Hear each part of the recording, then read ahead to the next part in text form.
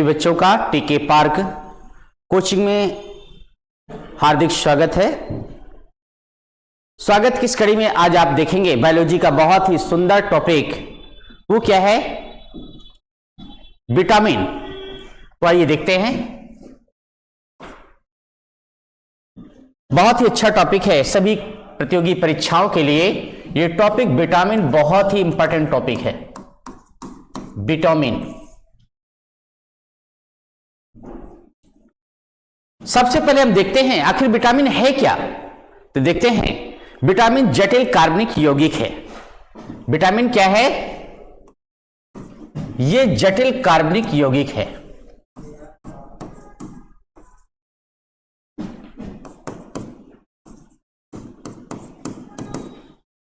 जटिल कार्बनिक यौगिक है। अब ये जाना आपने कि विटामिन क्या है, जटिल कार्बनिक यौगिक है। अब बात आती है, देखिए सेकंड क्वेश्चन इससे क्या बनता है कि विटामिन की खोज किसने की थी। तो यहां पे देखिए विटामिन की खोज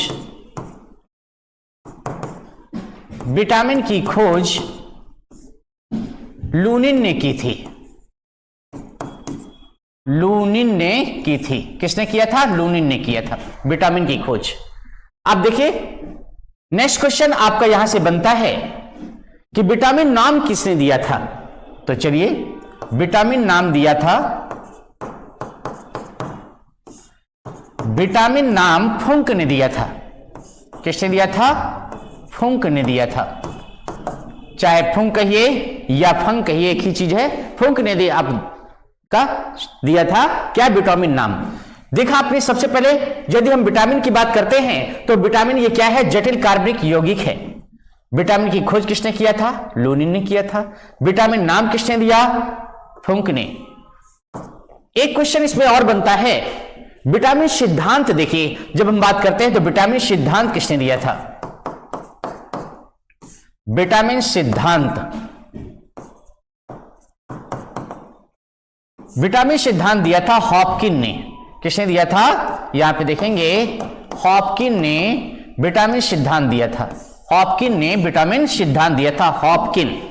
आइए देखा आपने विटामिन, आपको ज्ञात होगा विटामिन बहुत इंपॉर्टेंट टॉपिक है। आपको यह भी ज्ञात होना चाहिए कि विटामिन जनरली लोग जानते हैं कि विटामिन से ऊर्जा मिलती है, लेकिन विटामिन ऊर्जा का स्रोत नहीं है। इससे कोई भी ऊर्जा नहीं मिलती, लेकिन इसकी कमी से विभिन्न प्रकार के रोग हो जाते हैं। तो आइए हम यहां पे अध्ययन करेंगे इसका विटामिन का। अर्थात ये आपने जाना विटामिन के विटामिन क्या है? जटिल कार्बनिक यौगिक है। विटामिन की खोज लूनिन ने किया था। विटामिन नाम फुंक ने दिया था। विटामिन सिद्धांत किसने? हॉपकिन ने दिया था। अब यहां पे हम लोग देखेंगे विटामिन का वर्गीकरण देखेंगे। क्या देखेंगे? विटामिन का वर्गीकरण। आइए देखिए,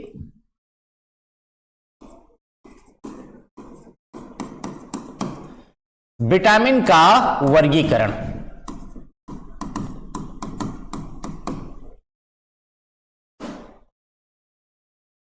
बहुत इंपॉर्टेंट टॉपिक है, इसलिए क्या है इसका वर्गीकरण क्लासिफिकेशन हम करते हैं कि आसानी से इसको याद किया जा सके। विटामिन के वर्गीकरण में देखा आपने कि विटामिन का वर्गीकरण दो प्रकार से करते हैं।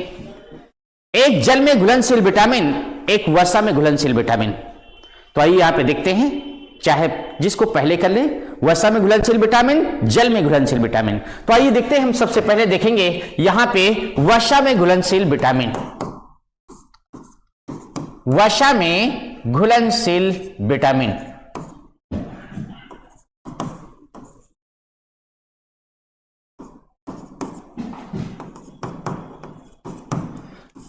ये देखिए वसा में घुलनशील विटामिन। आखिर कौन कौन से विटामिन हैं जो वसा में घुलनशील हैं, इनको देखेंगे हम यहां पे एक्सप्लेन करेंगे।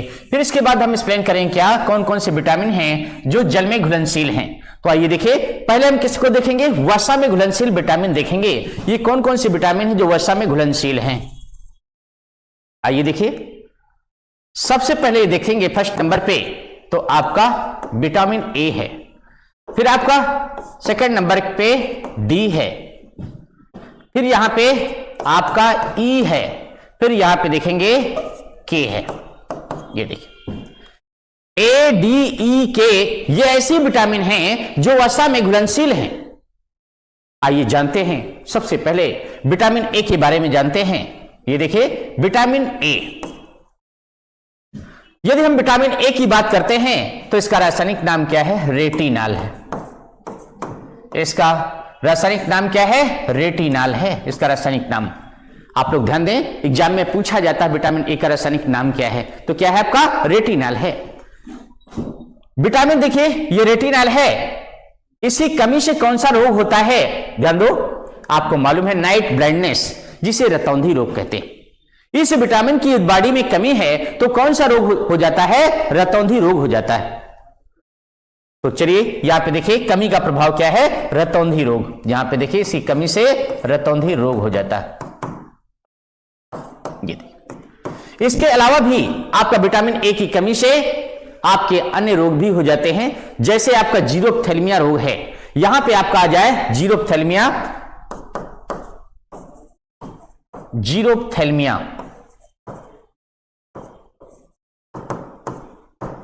किससे विटामिन ए की कमी से होता है? यदि आ जाए निक्टोलोपिया।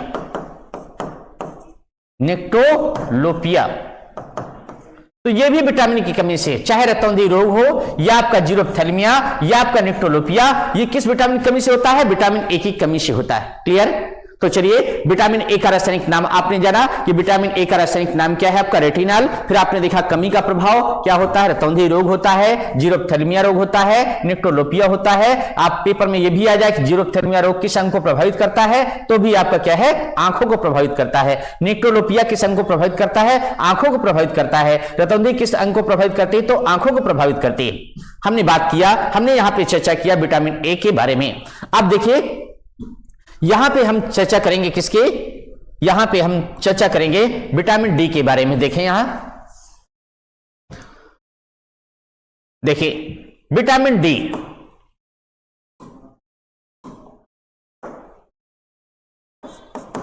विटामिन डी जैसे विटामिन ए का रासायनिक नाम रेटिनॉल है, ठीक उसी प्रकार विटामिन डी का रासायनिक नाम क्या है? कैल्सीफेरॉल।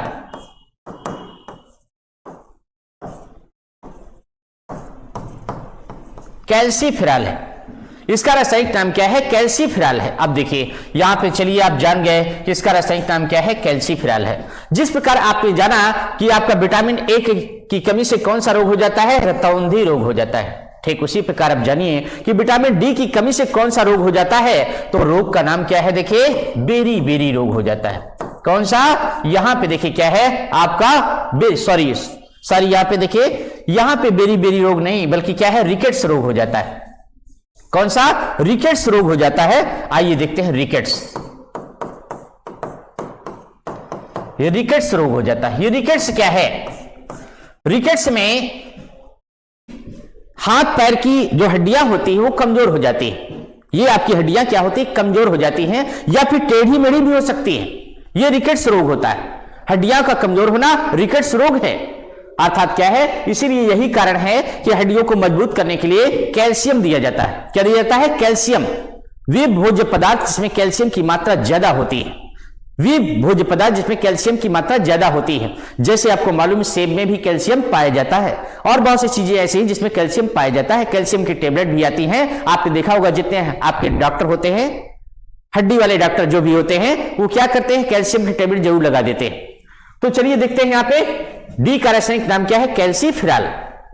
अब देखेंगे हम इसके स्रोत क्या हैं।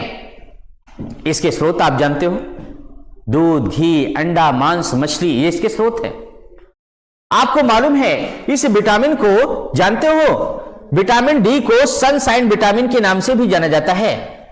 इसे देखिए, आपको इस विटामिन को और किस नाम से जानते हैं? इसको सनशाइन विटामिन के नाम से भी जानते हैं। सनशाइन विटामिन, इस विटामिन को सनशाइन विटामिन के नाम से भी जानते हैं। अर्थात धूप में बैठने पर सूर्य से यह विटामिन हमें प्राप्त होती है। यह आपका क्या है? त्वचा है। त्वचा में इसका संश्लेषण हो जाता है। विटामिन डी की पर्याप्त मात्रा हमें मिल जाती है धूप में, इसलिए इसका नाम पड़ा सनशाइन विटामिन। आइए अब हम चलते हैं विटामिन ई की तरफ। विटामिन, जिस प्रकार से विटामिन ए का रासायनिक नाम क्या है? रेटिनॉल। विटामिन डी का रासायनिक नाम क्या है? आपने देखा कैल्सीफेरॉल। ठीक उसी प्रकार विटामिन ई का रासायनिक नाम यहां पे देखेंगे।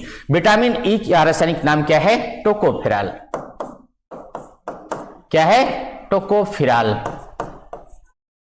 विटामिन ई का रासायनिक नाम क्या है? टोकोफेरॉल। अब देखिए यहां पे जिस प्रकार से विटामिन ए की कमी से रतौंधी रोग होता है, विटामिन डी की कमी से आपका क्या है? रिकेट्स रोग होता है। ठीक उसी प्रकार यहां पे विटामिन ई की कमी से कौन सा रोग होता है? वो है जंतुओं में, यहां पे देखिए जंतुओं में जनन क्षमता क्षीण हो जाती है। जनन क्षमता क्षीण हो जाती है। क्षीण हो जाती है, अर्थात नपुंसकता रोग हो जाता है। नपुंसकता, देखिए ये क्या है? टोकोफेरॉल, या अर्थात क्या है? विटामिन ई की कमी से ऐसा हो जाता है कि जंतुओं में जनन क्षमता क्षीण हो जाती है, अर्थात क्या है? नपुंसकता रोग हो जाता है। देखा आपने विटामिन ए देखा, आपने विटामिन डी देखा, आपने विटामिन ई देखा। इसके क्या है? स्रोत क्या है? दूध, घी, अंडा, मांस, मछली, लीवर, या फिर आपका काजू, बादाम, ये सारे आपके स्रोत, आपके विटामिन ई के आपके स्रोत होते हैं। अब इसी परिपेक्ष में यहां पे देखेंगे विटामिन के, इसका रासायनिक नाम देखेंगे। जब इसके रासायनिक नाम की बात करते हैं तो इसका रासायनिक नाम क्या है? फिलोक्विनोन। इसका रासायनिक नाम क्या है? फिलोक्विनोन।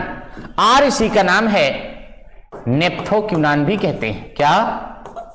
नेप्थोक्विनोन भी कहते हैं। नेप्थोक्विनोन के नाम से भी जाना जाता है। ध्यान दो, अब यहां पे जानने की बात यह है कि यदि विटामिन ए की कमी से रतौंधी रोग होता है, विटामिन डी की कमी से रिकेट्स रोग होता है, विटामिन ई की कमी से आपका कौन सा रोग होता है? जंतुओं में जनन क्षमता क्षीण हो जाती है। ठीक उसी प्रकार विटामिन के की कमी से कौन सा रोग होता है? तो रोग है आपका हीमोफीलिया। वो कौन सा रोग क्या है? यहां पे हीमोफीलिया।